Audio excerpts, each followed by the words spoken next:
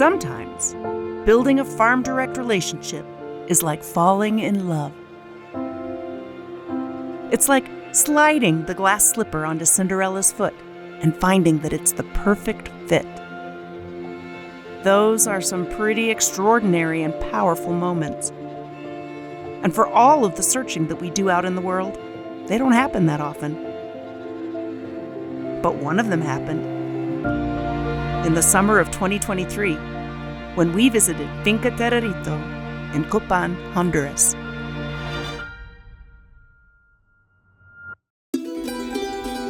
I'm Michelle Fish. My husband, Bob, is the co-CEO of one of the largest coffee shop chains in the United States. And together, we are the founders of One Big Island in Space. We're on a mission to change the way coffee is bought and sold around the world. We've been traveling the globe looking for millions of pounds of coffee from producers that are doing the right thing for their people, for the planet, and for their communities. When we find them, we connect them to a marketplace of buyers that will pay them the right price for their coffee, now and for years to come. It's a model that is beyond fair trade and beyond USDA organic. We call it Farm Direct. Our visits don't always work out, but we won't stop going until we can put a name, a face, and a place on every cup of coffee we serve.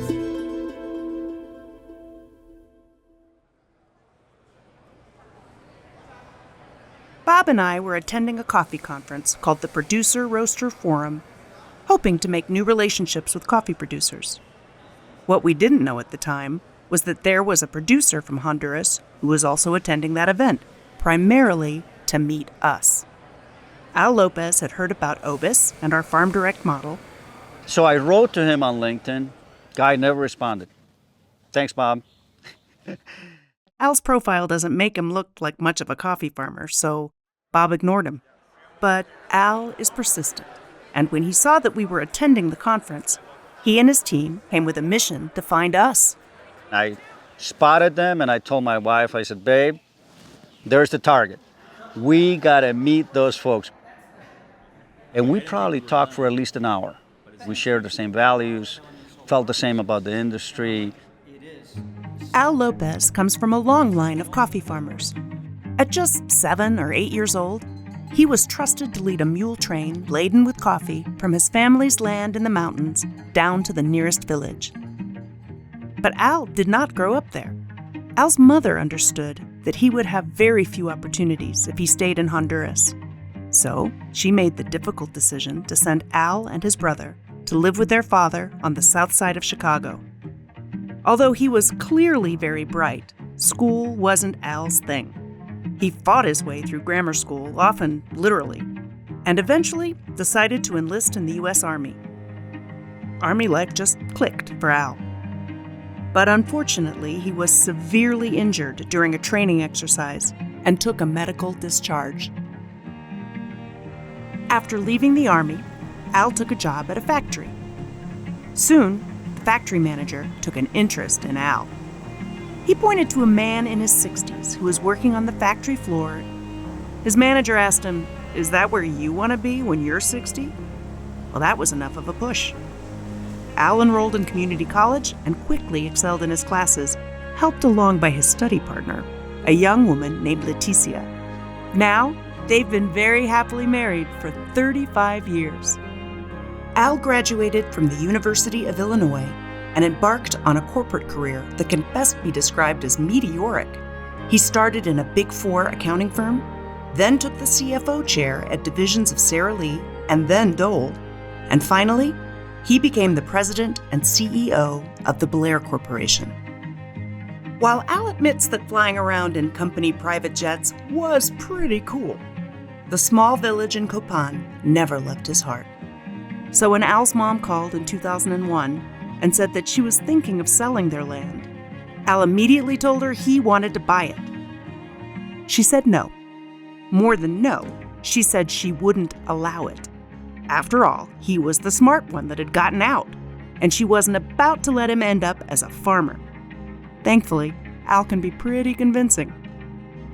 It took Al 7 years to build a coffee farm. The farm infrastructure all had to be built from scratch. Every coffee tree was newly planted, with a no land or tree clearance policy. Al and his team reforested hundreds of acres that were previously cattle land. Now toucans and other birds Al hadn't seen since his youth are returning to the forest. In 2008, Finca Terrerito was born.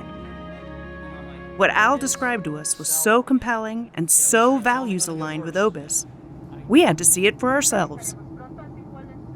A few weeks later, Bob and I brought the team to Honduras.